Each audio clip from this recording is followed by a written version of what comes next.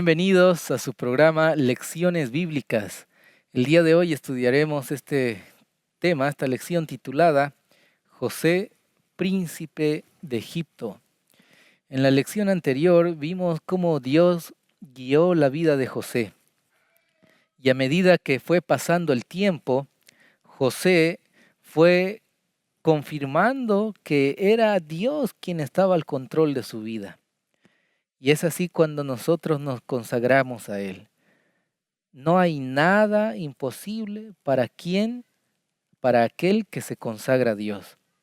Necesitamos consagrar nuestras vidas a Él y con seguridad que veremos cuáles son esos planes maravillosos que Él tiene para nuestra vida. Y el mayor plan es el plan de la salvación. Para poder desarrollar este tema, los invito a que juntos podamos hacer una oración. Oremos. Padre Celestial, gracias Señor por tu misericordia en nuestras vidas. Pedimos que nos acompañes en este estudio de tu palabra y también saquemos lecciones importantes, Señor, para nuestra vida espiritual. Te pedimos, Señor, esto en el nombre de Jesús. Amén. José llegó a ser el príncipe de Egipto, pero para que esto sucediese, entonces José vivió algunos eventos tal vez difíciles en su vida. Tuvo que ser esclavo, estar en la cárcel, pero vio cómo su fidelidad fue premiada por Dios. Cuando nosotros nos consagramos a Dios, Él se encarga de también dirigir nuestra vida, de ayudarnos a tomar decisiones correctas para vida eterna. Vemos acá en Génesis capítulo 45, versículo 5, con qué propósito Dios guió la vida de José. Dice, ahora pues, no os entristezcáis, ni os pese de haberme vendido acá, que para preservación de vida me envió Dios delante de vosotros. Cuando se encontró con sus hermanos, cuando ellos vinieron a pedir comida, a comprar alimentos, porque había hambre, 7 años de hambruna en ese tiempo, entonces los israelitas, el pueblo de Dios en ese tiempo, vino a pedir ayuda a Egipto. Y ya José, siendo el príncipe de Egipto, entonces fue el instrumento que Dios utilizó para salvar al pueblo de Israel. Después de 7 años de abundancia, ya estaba José liderando a Egipto. Después de 7 años, recién tuvo un reencuentro con aquellos hermanos que lo habían vendido. Y acá vemos que Dios en realidad fue quien permitió que José pase por estos momentos difíciles, tristes, pero con un propósito de salvación.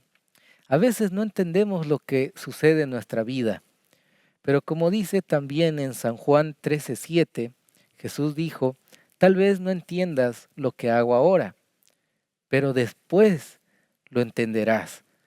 También se aplica a nuestra vida. No entendemos quizá por qué pasamos momentos de tristeza, de dolor y decimos, ¿por qué a mí? Y le echamos la culpa a Dios muchas veces. Siempre tiene Dios algún motivo, alguna razón. Tal vez no lo entendamos, pero después lo entenderemos. Así como José, él no entendía por qué sus hermanos tenían tanto odio hacia él, tanta envidia, lo vendieron, pero los propósitos de Dios eran más grandes todavía. Y esa maldición que aparentemente era pues en contra de José, Dios lo convirtió en la más grande bendición, no solo para su vida, sino para los demás, para todos. Y es así cuando nosotros nos entregamos a Dios. Él obra en nuestra vida, Él está al control de nosotros, de nuestros caminos, de nuestros sueños. Es por eso que acá José mismo les dice a sus hermanos, no se preocupen, que no les pese lo que hicieron, que no les pese haberme vendido. Tranquilos, que para preservación de vida me envió Dios delante de vosotros. Dios convierte las peores maldiciones en las más grandes bendiciones. Dios está al control de la vida de sus hijos. Y también en Isaías capítulo 55, versículo 8 y 9, la palabra de Dios nos dice, porque mis pensamientos no son vuestros pensamientos, ni vuestros caminos mis caminos, dice Jehová. Como son más altos los cielos que la tierra, así son mis caminos, más altos que vuestros caminos, y mis pensamientos más que vuestros pensamientos. Los pensamientos, los planes de Dios son mucho más grandes y mejores que los nuestros. Dios tenía un destino de gloria para José y fue manifestado así que él llegó a ser el príncipe de Egipto, él llegó a ser el salvador del pueblo de Israel al darles alimento, comida y también del pueblo de Egipto. Entonces, si nosotros nos consagramos al Señor, si nosotros le entregamos nuestra vida a Él se encarga de convertir las peores maldiciones en las más grandes bendiciones en nuestra vida. Si pasamos momentos de dificultad, de llanto, dolor, pena, tristeza, de luto, de enfermedad, confiemos en nuestro Padre Celestial, que Él está al control de nuestra vida. Puede ser que duela un momento, pero al día siguiente, a la mañana, sale el sol y después de la tormenta viene la calma. Solo debemos confiar en nuestro Padre Celestial, seguir siendo obedientes, aun cuando parezca que todo está oscuro. José no se rindió en su fidelidad a Dios, aún estando en la cárcel, aún viendo que todo le salía mal.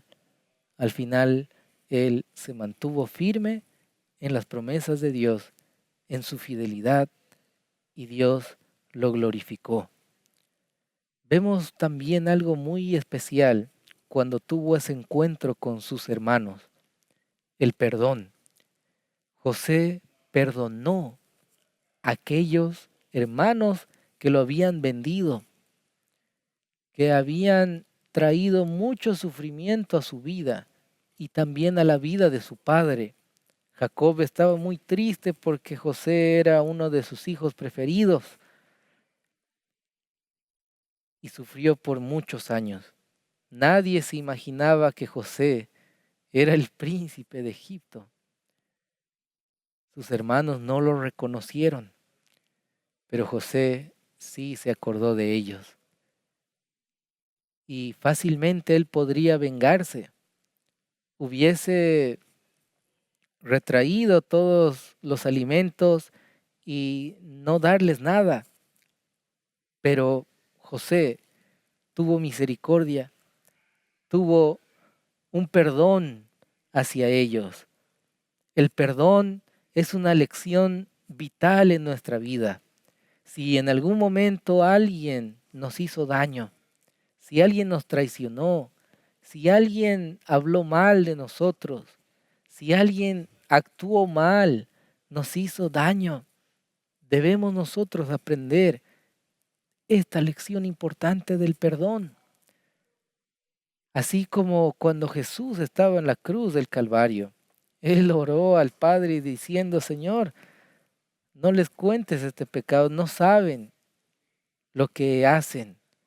Perdónalos porque no saben lo que hacen. Esteban, cuando estaba siendo apedreado, de igual manera dijo, Señor, no les atribuyas este pecado. No saben lo que están haciendo. Perdónalos. La Biblia nos habla del perdón y el perdón es divino. A veces vivimos con resentimiento en nuestro corazón, con amargura, porque no perdonamos. Al perdonar, nosotros somos aliviados mentalmente, espiritualmente. Recibimos también el perdón de Dios en nuestra vida.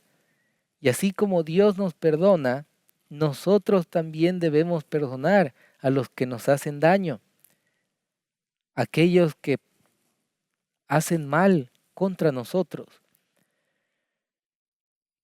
El no perdonar, el tener rencor y odio, amargura en nuestro corazón, es como tomar un vaso de veneno queriendo darle a aquel que nos hizo daño, pero tomarlo nosotros. El, el perdonar nos libra de todo aquello, esa carga pesada que tenemos en nuestra vida. Y solo es Dios quien nos ayuda a perdonar a aquellos que también nos hacen daño. Acá en la palabra de Dios, en el libro de Mateo, leemos las siguientes palabras. Mateo capítulo 6, versículo 14 dice, porque si perdonáis a los hombres sus ofensas, vuestro Padre Celestial también os perdonará a vosotros. El perdón que Dios nos da no se compara absolutamente a nada. Nosotros merecemos la muerte, somos pecadores.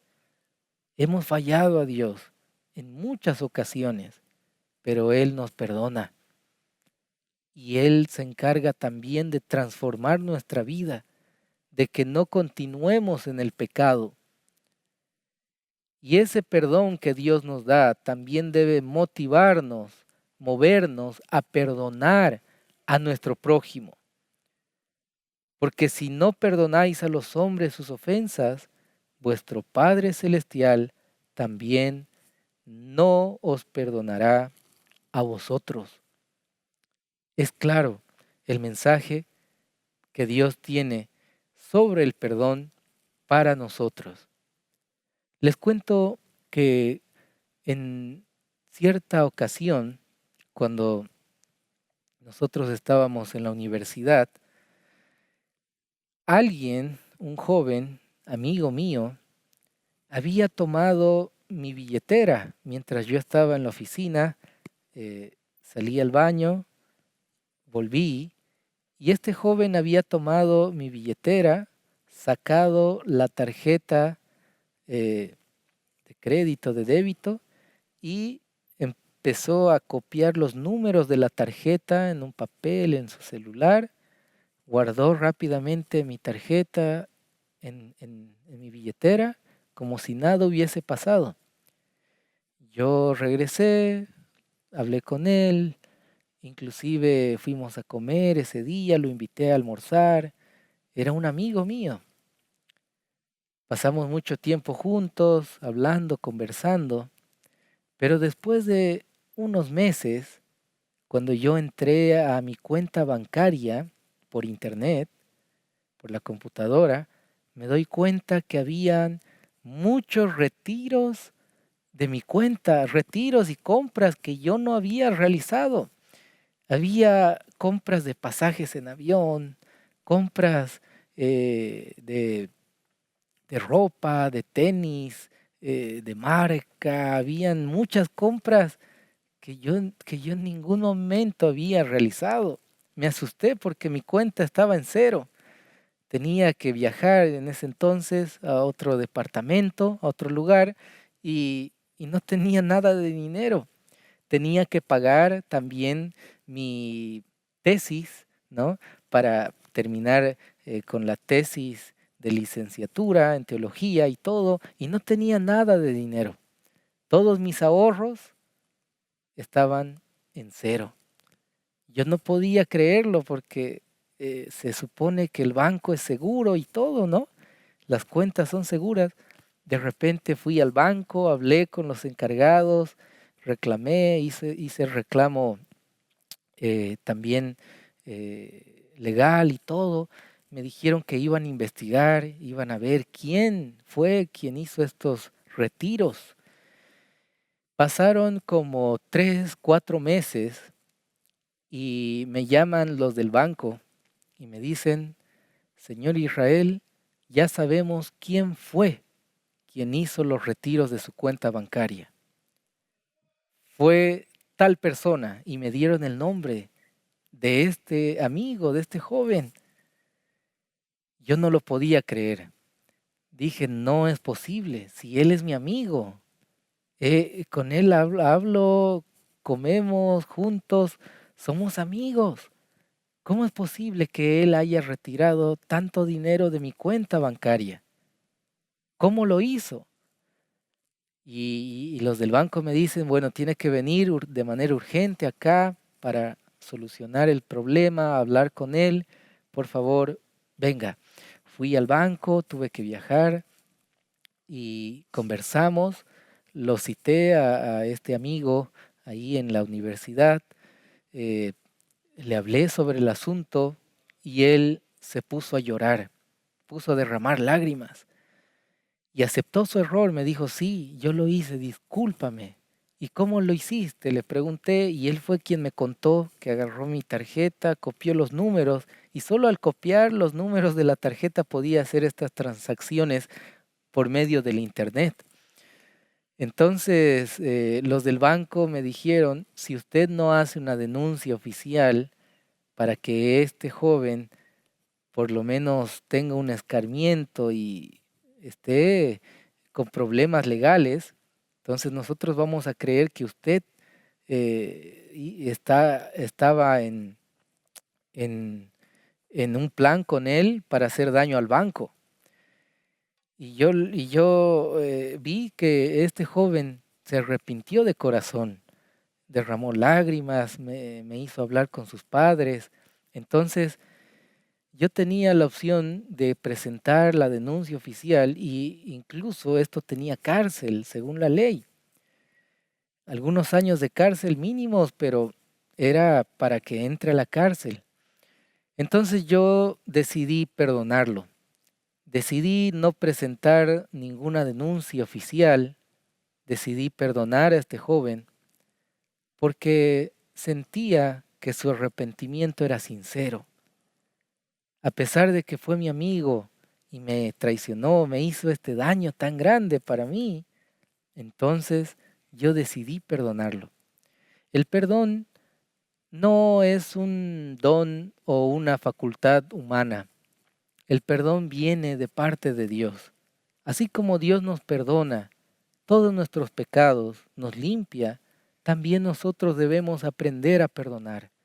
Debemos aprender a perdonar a aquellos que nos hacen daño y perdonarlos de todo corazón. José, de igual manera, perdonó a sus hermanos, aquellos que lo habían vendido.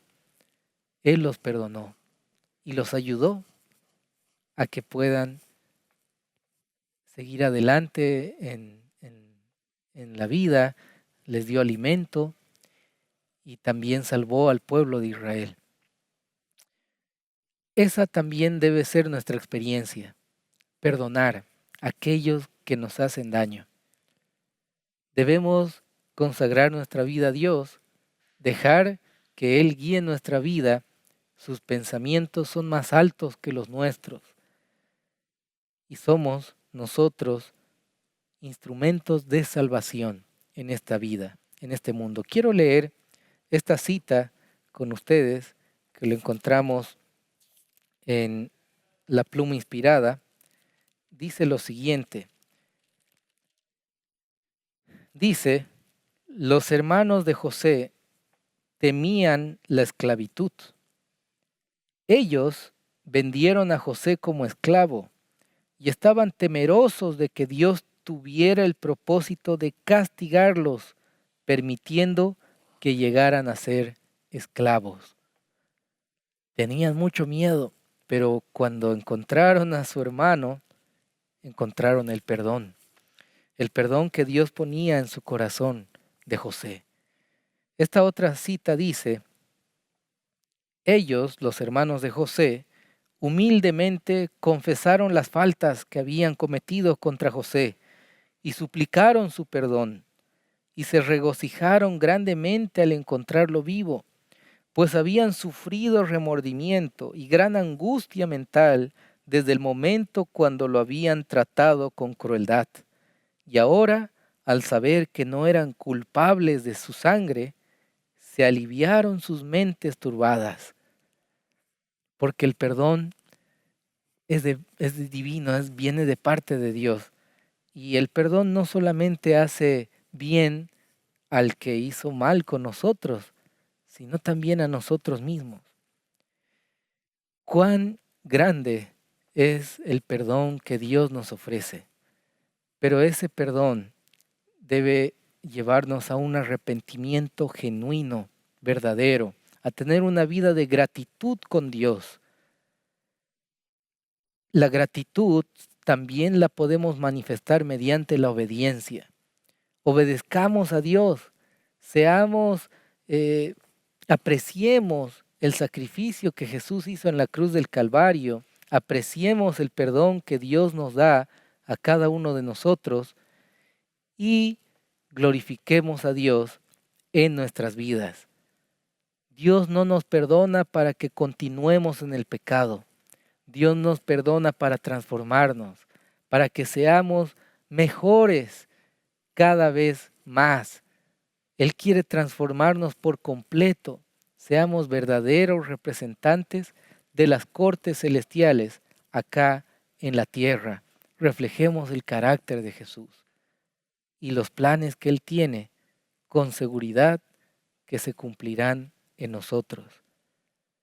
Si usted quiere decirle al Señor: Señor, aquí estoy, con todos mis defectos, mis fallas, quiero entregarme a ti. Quiero reflejar tu carácter, tu amor, tu perdón a otras personas. Quiero, Señor, ser un instrumento de salvación y así hacer tu voluntad. Si esa es su decisión, le invito a que juntos podamos orar en este momento. Oremos. Señor Dios Todopoderoso, gracias te damos por tu palabra. Queremos seguir el ejemplo de José, dar ese perdón a aquellos que nos hacen daño, tal vez se equivocaron con nosotros. Queremos perdonar así como tú nos perdonas. Queremos seguir los planes que tú tienes para nuestra vida, Señor. Tus planes son más grandes que los nuestros. Y a pesar de que en este mundo de pecado atravesemos momentos difíciles, vemos que las peores maldiciones tú las conviertes en las más grandes bendiciones para los hijos tuyos, Señor. Nos entregamos en tus brazos de amor. Queremos ser instrumentos de salvación, reflejar tu carácter ante otros. Te pedimos esto en el bendito y sagrado nombre de tu Hijo amado Jesús. Amén.